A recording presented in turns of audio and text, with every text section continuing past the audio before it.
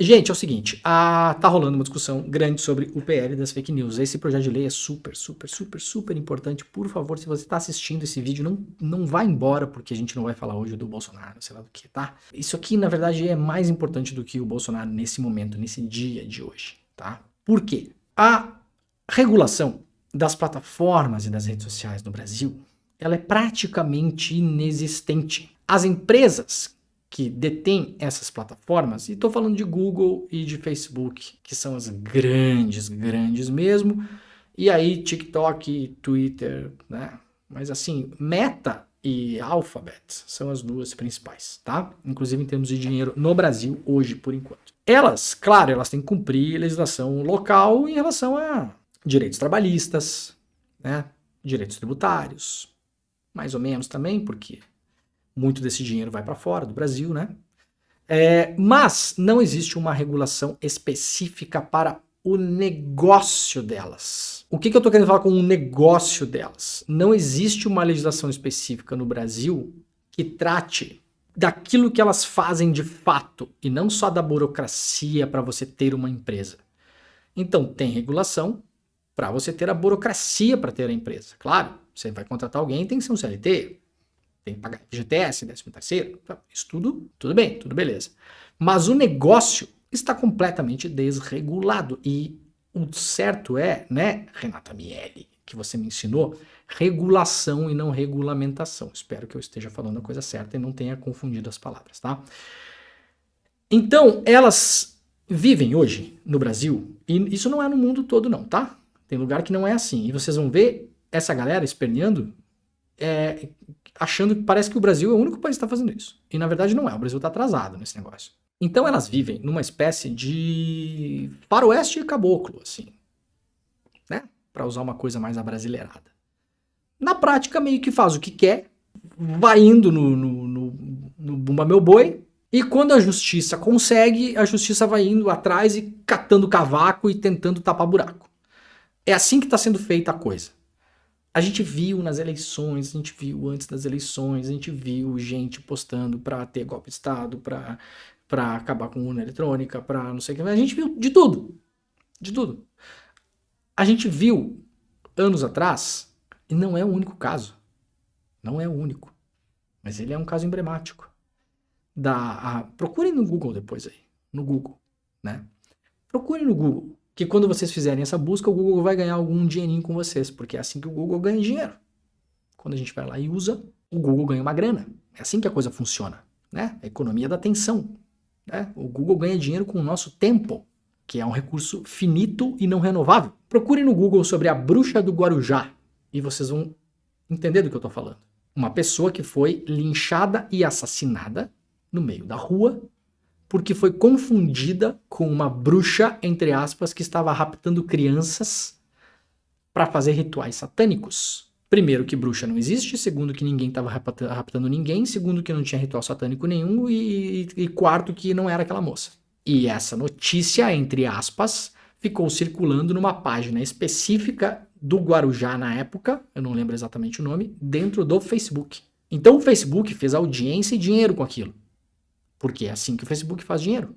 Audiência e dinheiro. Você chama a atenção das pessoas, as pessoas passam mais tempo no seu aplicativo, passam mais tempo na sua rede, comentam, dão like, compartilham e você ganha dinheiro. Então é assim que o Facebook ganhou dinheiro com a história da bruxa do Guarujá. Depois que a pessoa foi assassinada, o Facebook não teve nenhuma responsabilização, zero. Não aconteceu absolutamente nada com o Facebook. Nada. Os últimos ataques nas escolas que rolaram no Brasil, pelo menos um deles, foi planejado, em parte, e divulgado livremente, abertamente, no Twitter. Não aconteceu absolutamente nada com o Twitter. Quando perguntado por jornalistas, o senhor Twitter, né? Foram lá os jornalistas e perguntaram para a assessoria de imprensa do Twitter. Senhor Twitter, o que o senhor tem a dizer sobre esses conteúdos que ficam andando aí pela sua plataforma, né? Afinal de contas, o seu modelo de negócio depende de pessoas que postam coisas e chamam a atenção e ocupam a atenção de outras pessoas. Ou seja, o senhor está ganhando dinheiro com esse negócio todo, diretamente. Vocês sabem qual foi a resposta do Twitter? Muitos já devem ter visto por aí, né? Depois que o Elon Musk assumiu. A resposta automática do setor de imprensa do Twitter é mandar de volta um e-mail automático com aquele emoji de cocô, de merda, tá? É disso que a gente tá falando. É um faroeste o negócio. E como o projeto foi aprovado em regime de urgência ontem, ou seja, ele tem que ser discutido agora e votado, e não quero dizer aqui que o projeto é perfeito, ele não é, já falei sobre isso ontem. Nenhum projeto de lei é perfeito, nenhuma lei vai ser perfeita nunca. O projeto tem problemas, falei ontem sobre alguns deles.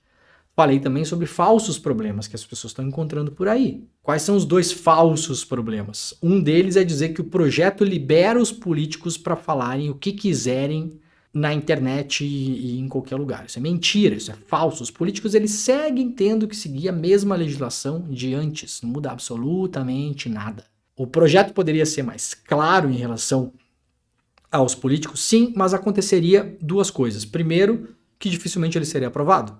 Então, o Orlando Silva, que é o relator, teve que fazer concessões. E não é uma grande concessão, porque há legislação para além do PL das fake news, para punir políticos que ultrapassarem o sinal vermelho. Isso não muda. Não muda nada. Se o político for lá e difamar alguém, caluniar, a legislação segue valendo. Ela não vai ser apagada. Ela não vai desaparecer. Se um político usar o Twitter para ameaçar uma pessoa de morte, ele vai poder responder na justiça. O PL das fake news não blinda ele disso. Isso é falso, isso é mentira.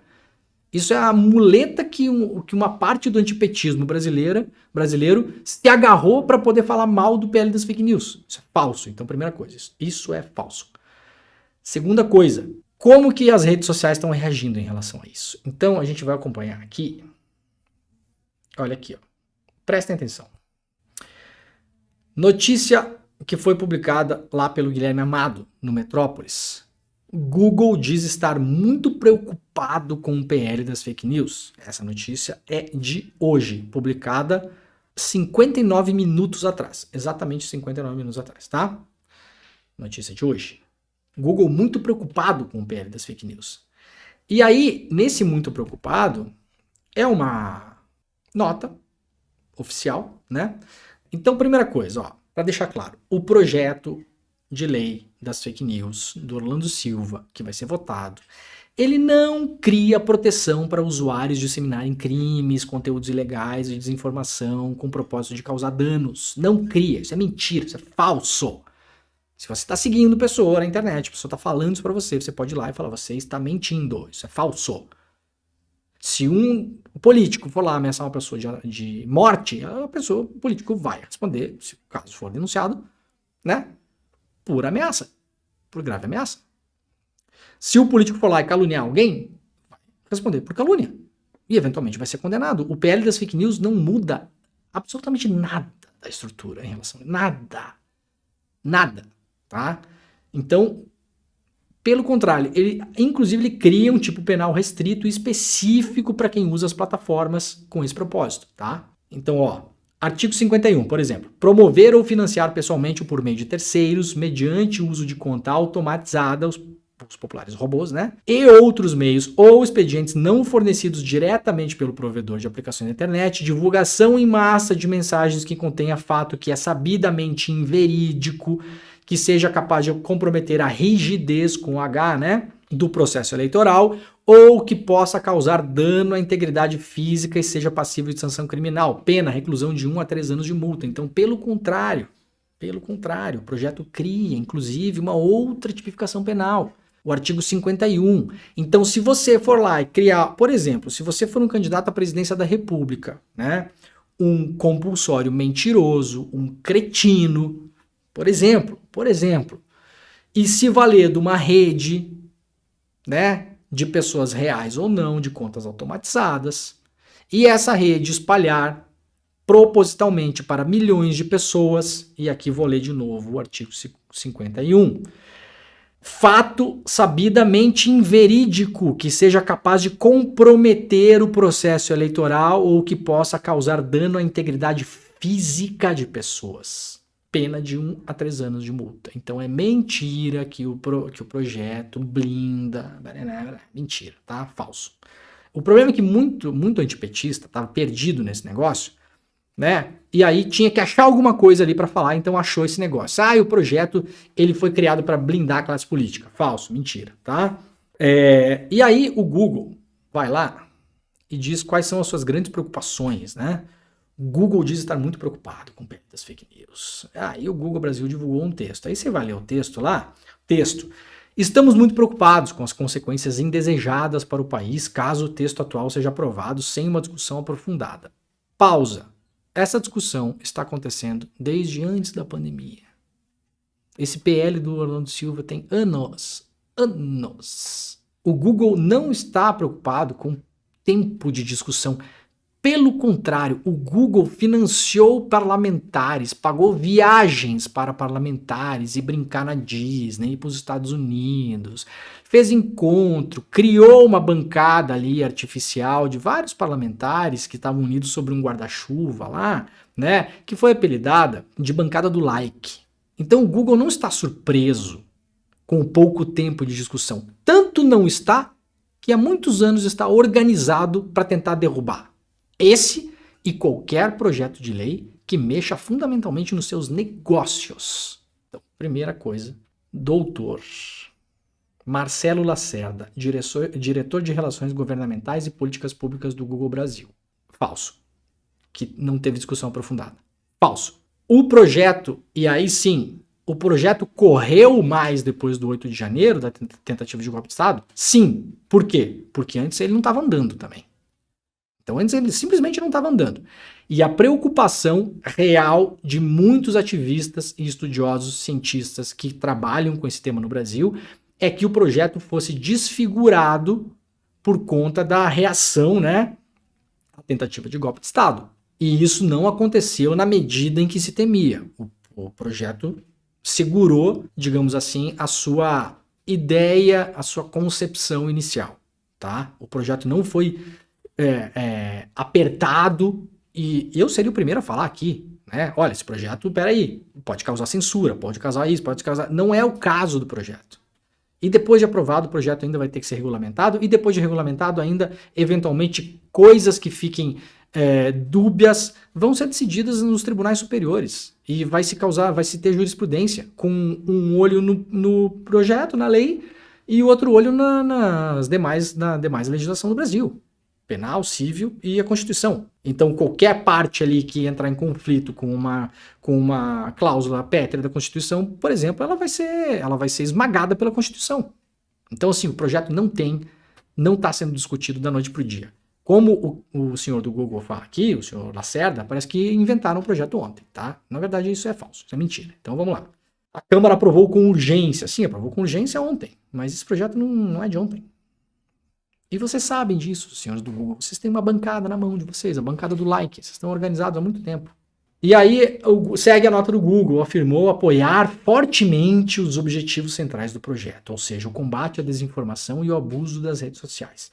Contudo, sustentou que falta debate para que a proposta seja aprovada. Não faltou tempo para debate. Não faltou tempo para debate. Poderia se debater mais? Sim, poderia. Mais um mês, 2. Mais um ano, 2. Mais 5 anos? Poderia. Enquanto o debate se prolonga, os Nicolas Ferreiras da vida fazem a festa, né?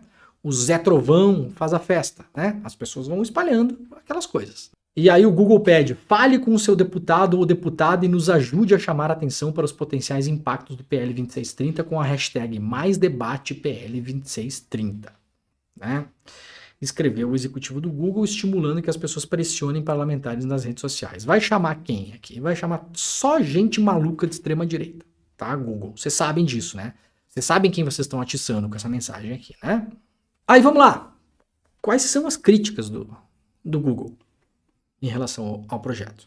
Lacerda criticou o texto atual do projeto de lei em 6 pontos. Segundo o diretor do Google, a proposta protege quem produz desinformação. Falso. Falso, acabei de ler o artigo 51 aqui. Pelo contrário, ela cria mais uma tipificação penal. Então não protege, né? Quem produz desinformação. Primeira coisa. Já começamos mal, tá, senhor Lacerda? Segunda coisa, arrisca a distribuição gratuita de conteúdos. Falso. Se você tem distribuição gratuita, por exemplo, de comida, comida. Não estou falando de informação aqui, estou falando de comida. Vamos supor que uma empresa se instale no Brasil hoje e ela comece a distribuir arroz e feijão e carne de graça, tá bom? Estou supondo aqui, de graça. E ela fique distribuindo comida durante um bom tempo. Essa comida, eventualmente, não é nem produzida por ela. É produzida por outras cozinhas e ela simplesmente faz o transporte dessa comida até as pessoas. No meio do caminho, nós descobrimos que algumas dessas cozinhas que produzem essa comida essa que é distribuída pelas empresas que distribuem comida de graça, nesse caso aqui seria uma alegoria das plataformas, nós descobrimos que algumas cozinhas, inclusive alimentadas pelo próprio modelo de negócio desse distribuidor, estão produzindo de propósito comida podre e envenenada para fazer as pessoas ficarem doentes, passarem mal e eventualmente morrerem. No que uma legislação que tenta combater a produção e disseminação de comida podre está arriscando a distribuição gratuita de conteúdo. Então esse argumento é um argumento falacioso. Ele é um argumento que quer colocar na nossa cabeça o seguinte: é tudo ou nada. Então assim, ou é tudo, ou pode tudo, ou então se tentar regular um pouquinho aqui, um pouquinho ali, que atenção gente, o PL das fake news não vai salvar o mundo. O PL das fake news não vai nos livrar, talvez nem da maioria dos problemas que a gente vê por aí. Ele é uma primeira tentativa de organizar a suruba, de organizar o baile, de organizar a bagaça. Então, ele não protege quem produz desinformação, pelo contrário, o projeto inteiro é dedicado a tentar coibir a produção e disseminação de desinformação. Essa frase ela é absolutamente contrassensual, absolutamente falsa. Absolutamente falsa. Alarmista, mentirosa. O projeto não arrisca a distribuição gratuita de comida. Não arrisca. Ponto. Ele não dá ao governo o direito de definir o que os brasileiros podem acessar ou não. Falso também. O governo não vai ter esse poder. Esse argumento passa a impressão que quem vai definir o que os brasileiros podem acessar ou não é o Lula. Essa é a impressão que o texto passa. Isso é falso. Eu não vou gastar tempo para combater isso aqui. Tá? Isso aqui parece ser escrito pelo Bolsonaro. Sinceramente. Isso aqui parece discurso do Bolsonaro da eleição de 2018. Ameaça à liberdade de expressão. Argumento típico da extrema-direita mundial. Essa frase podia estar na boca do Trump, do Vítor Orbán, do Bolsonaro, do Javier Milei na Argentina, poderia estar na boca de quem mais, né? Enfim, né? Da Michela Meloni na Itália, de toda essa gente, poderia. Ameaça à liberdade de expressão. Liberdade de expressão não é um direito absoluto. Nem aqui, literalmente, nem na China. Né? Aqui mais do que a China, no caso. No caso em tela, tá? Liberdade de expressão, como qualquer outro direito, não é um direito absoluto. Precisa ter restrição? Sim. Restrição pensada, bem cuidada, debatida, esperta, organizada. Mas a liberdade de expressão não é um direito absoluto. Então, não ameaça a liberdade de expressão. Sabe o que ameaça a liberdade de expressão, doutor Lacerda? O modelo de negócios da empresa qual o senhor representa no Brasil. Esse modelo de negócios, ele ameaça a liberdade de expressão no mundo todo. Porque ele é tão pernicioso, ele é tão ruim, ele é bom só para a empresa que paga o seu salário, que ele sim alimenta políticos de extrema direita que ameaçam a liberdade de expressão geral. O seu modelo de negócio ameaça a liberdade de expressão, não a lei. A lei não é perfeita. Ela não vai resolver todos os problemas. E, eventualmente, ela vai ser mal empregada por juízes no Brasil. Claro, como todas. Nós temos pessoas presas por assassinato que não cometeram os assassinatos. Então, por isso, a gente vai liberar os assassinatos no Brasil, porque a lei, ela, né, como é que é? Ela ameaça o direito das pessoas ir e vir. Né? Então, não dá. A pessoa não pode mais nem ir num baile. Pode ir no baile, claro. A pessoa não pode mais nem levar uma faca no baile e tentar matar alguém. Não, levar a faca e tentar matar alguém, não. Né? Porque aí é tentativa de homicídio. Aí tem uma lei para isso. Ah, mas tem... Essa lei não dá. Essa lei... Assim, ó, é só olhar. Tem gente presa por tentativa de homicídio que é inocente. Claro, isso é um problema do sistema penal brasileiro. Isso é um problema do judiciário classista que a gente tem. De juízes de baixa qualidade. Muitos deles racistas. né? Um sistema racista. Isso não tem a ver com a lei. Tentativa de assassinato é crime e não deixará de ser. Então, não ameaça a liberdade de expressão, doutor. Prejudica empresas? Prejudica, concordo com o senhor. E aqui está o cerne do seu argumento. Esse é o grande problema que o Google tem e que a Meta tem. Prejudica as empresas? Prejudica. Né? Nesse caso, que bom que prejudica as empresas. Porque os senhores estão ganhando dinheiro com o caos. Os senhores se transformaram nos grandes transportadores do caos. Os senhores são a logística do caos. É isso que os senhores fazem no mundo hoje. Não por acaso a Europa criou uma legislação muito forte que entrou em vigor no final do ano passado e esse ano tem 6, 7 meses para entrar em vigor totalmente. Nós não sabemos, o senhor Lacerda, nem quantos usuários as plataformas têm no Brasil, a gente não sabe o mínimo. A União Europeia teve que forçar os senhores a falar esse número. Quantos consumidores consomem o seu produto? A gente está falando de produtos que estouram lá na ponta, na escola, na polícia, no SUS, porque é já sabido que vários problemas psiquiátricos e psicológicos acabam advindo do uso excessivo, por exemplo, de rede social. Então os senhores são um problema público, de fato. Os senhores são uma questão pública. Então, nossa, o projeto ele prejudica as empresas. Sim, que bom que ele prejudica as empresas. Ótimo. Talvez agora que os senhores se sintam prejudicados por estarem vivendo num legítimo faroeste caboclo, onde os senhores fazem tudo o que querem, do jeito que querem, os senhores tomem alguma medida. Tá? Então, nisso o senhor tem razão. Dificulta o acesso ao buscador do Google ao equipará-lo com redes sociais. Não entendi exatamente como dificulta o acesso. Isso não está dado na lei e não está dado na sua resposta também, porque essa frase é genérica, né? Não entendi como dificulta o acesso ao buscador do Google. Agora, se o buscador do Google está servindo como agente da logística do caos, que o acesso eventualmente seja dificultado. O Google não pode mais indexar, então, páginas que ensinam adolescentes a idolatrar Hitler. Não, talvez não possa, senhor. O que fazer? Talvez não possa. Talvez não seja adequado. Vocês já pensaram nisso, que talvez não seja adequado? A pessoa chegar no Google e ela procurar lá um manual como fazer bomba caseira para atacar escolas? O senhor já pensou que talvez não seja adequado que na prateleira da empresa na qual o senhor trabalha as pessoas possam encontrar esse produto? É sobre isso que a gente tem que pensar. Não é nada além disso. E o PL das fake news está aí para começar a organizar o negócio, tá? E aí o Marcelo Lacerda termina lá o seu libelo de um modo bastante bolsonarista, inclusive, né? Sérias ameaças à liberdade de expressão, uma nova forma de censura. As empresas seriam estimuladas a remover discursos legítimos, resultando em um bloqueio excessivo e uma nova forma de censura. Por que ele está falando isso? E aqui, claro, não é fácil para as empresas fazerem a mediação desses conteúdos.